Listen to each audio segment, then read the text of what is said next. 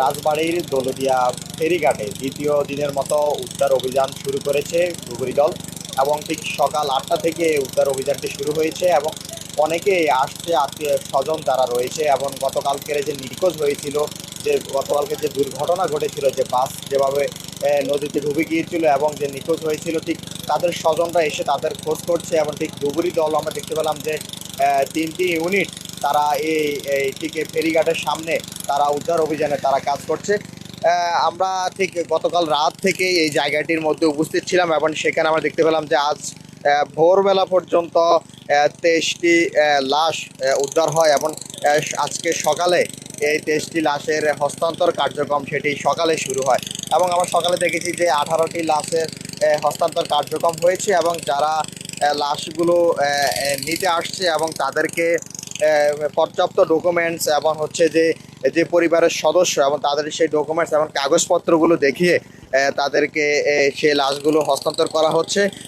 তবে ঠিক এখন মাঝখানে কিছু সময় যে উদ্ধার অভিযান বা উদ্ধার কার্যক্রম সেটি বন্ধ ছিল, এখন সেই কার্যক্রমটি চলছে এবং আমরা দেখতে পাচ্ছি যে ফায়ার সার্ভিস সদস্যদের পাশাপাশি নৌবাহিনীর সদস্যরাও তাদের উদ্ধার কার্যক্রমে যুক্ত হয়েছে এবং 3টি ভাগে ইউনিটে 3টি ভাগে কিন্তু তারা এই কার্যক্রমটি করছে এবং পুরো এই যে ফেরিঘাটটি রয়েছে দৌলতদিয়ার যে ফেরিঘাটে যে যে যে ঘাটের মধ্যে যে গতকালকের যে দুর্ঘটনাটি ঘটেছে, ঠিক সেইখানে এই উদ্ধার কার্যক্রম চলছে এবং ডুবুরি দল আমরা দেখতে পাচ্ছি যে সকাল 8টা থেকে তারা তাদের এই কার্যক্রম শুরু করেছে এবং ফায়ার সার্ভিসের যে ইউনিট সদস্য রয়েছে তারাও কিন্তু এখানে উপস্থিত রয়েছে। তবে ঠিক এখন পর্যন্ত যে কতজন নিখোঁজ থাকতে পারে এটির এখন পর্যন্ত কোনো সঠিক তথ্য এখন পর্যন্ত পাওয়া যায়নি। তবে ধারণা করা হচ্ছে যে ঠিক যে বাসটি দুর্ঘটনার কবলে পড়ে এবং যে বাসটি আসলে নদীতে ডুবে যায়, সে বাসের সিট সংখ্যা ছিল 40 থেকে 42টি এবং ঈদ কেন্দ্রিক সে যাত্রী নেওয়া হওয়াতে এবং সেই বাসের মধ্যে যাত্রীর সংখ্যাও কিন্তু বেশি ছিল এবং অনেকে বলছে আসলে এই বাসটি যখন ফেরিঘাটে আসে ঠিক সেই মুহূর্তে অনেক যাত্রী আসলে নেমে যায় এবং যে সকল নারী সদস্য এবং শিশু যারা ছিল তারাই বাসের মধ্যে রয়ে যায়।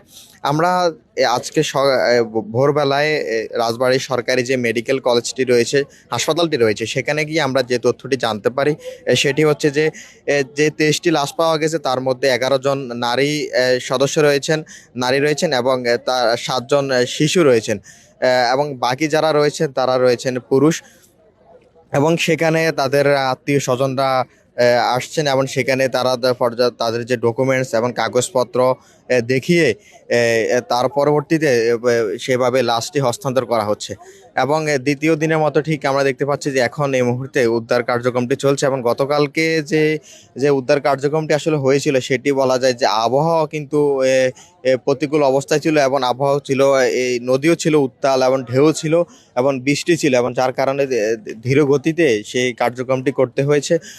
তবুও সেটি ভোর রাত পর্যন্ত সেই কার্যক্রমটি চলে, তার পরবর্তীতে কিছু সময় বিরতি দিয়ে সেই কার্যক্রমটি এখন শুরু হয়েছে এবং আমরা দেখতে পাচ্ছি যে এই মুহূর্তে ফায়ার সার্ভিসের ইউনিট সদস্য রয়েছে, নৌবাহিনীর সদস্যরাও তাদের এই উদ্ধার কার্যক্রমে যুক্ত রয়েছে এবং এখানে অনেকে আমরা বেশ কয়েকজন এই নিখোঁজ পরিবারের যারা সদস্য রয়েছে তাদেরকে আমরা পেয়েছি এবং তারা তারা আসলে বলেছেন যে কারো একজন একজন সদস্যকে পেয়েছি, তিনি তার সন্তানের খোঁজে এসেছেন।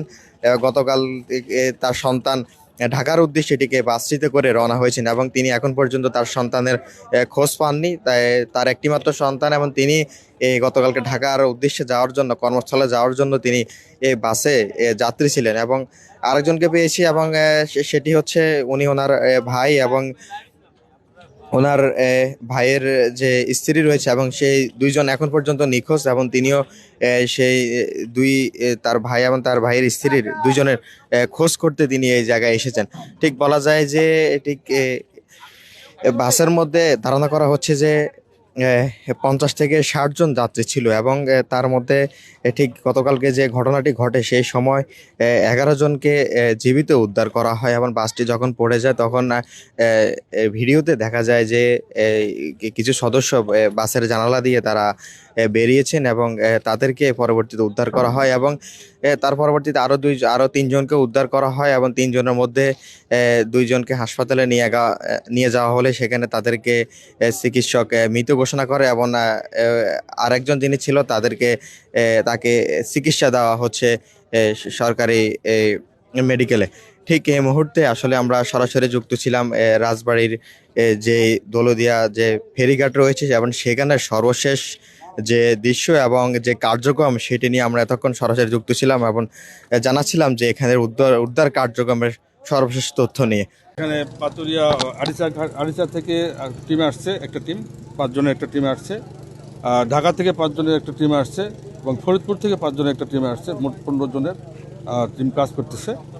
আর এছাড়াও আমাদের বিভিন্ন ঘাটের ডিউটি চলতেছে। যে আমরা মোট 23 জন উদ্ধার করতে পেরেছি। তার মধ্যে একজন 7 মাসের একটা শিশু নেভি উদ্ধার করেছে, আর 22 জন আমরা ফায়ার সার্ভিস উদ্ধার করেছি। গতকালকে 20 জন উদ্ধার করা হয়েছে এবং সকালবেলা ভোরের দিকে এসে 4টার দিকে আরও 3 জন উদ্ধার করা হয়েছে। সব মিলে 23 জন। সব আমরা সদর হাসপাতাল পাঠিয়ে দিয়েছি। সেখান থেকে এরা যার আত্মীয় স্বজন যারা আসবে তারা সেখান থেকে নিয়ে যাবে। আর আজকে আমাদের কাজ আবার শুরু হয়েছে সকাল 8টার থেকে। এখন পর্যন্ত কোনো লাশ এখনও পাওয়া যায় নাই। পাওয়া গেলে আমরা সঙ্গে সঙ্গে জানিয়ে দেবো আপনাকে। যতক্ষণ পর্যন্ত আমরা এই সব না পেয়েছি, যারা নিখোঁজ হয়েছে তাদের না পেয়েছি, ততক্ষণ মধ্যে চলতে থাকবে আর কি। এটা ক্লিয়ার না, এক একজন এক এক ধরনের তথ্য দিয়েছে। যে অনেকে বলছে যে 35-40 জনের মতো ছিল, কিন্তু বাস যখন এখানে ছিল তখন কিছু লোক আপনার চা খাওয়ার জন্য নেমে গিয়েছিল। কতজন নেমে গিয়েছিল সেটা ক্লিয়ার না। হ্যাঁ, তো সেহেতু আমরা যেহেতু 23 জন উদ্ধার করতে পেরেছি, আর 5-7 জন সাঁতরিয়ে উঠে গেছে, তাদের হাসপাতালে পাঠানো হয়েছিল। সেখান থেকে 2 জন মারা গেছে, আর বাদ বাকিটা মানে চিকিৎসা চলতেছে। তো সেই হিসাবে হয়তো সামথিং 2-1 জন হয়তো থাকতে পারে।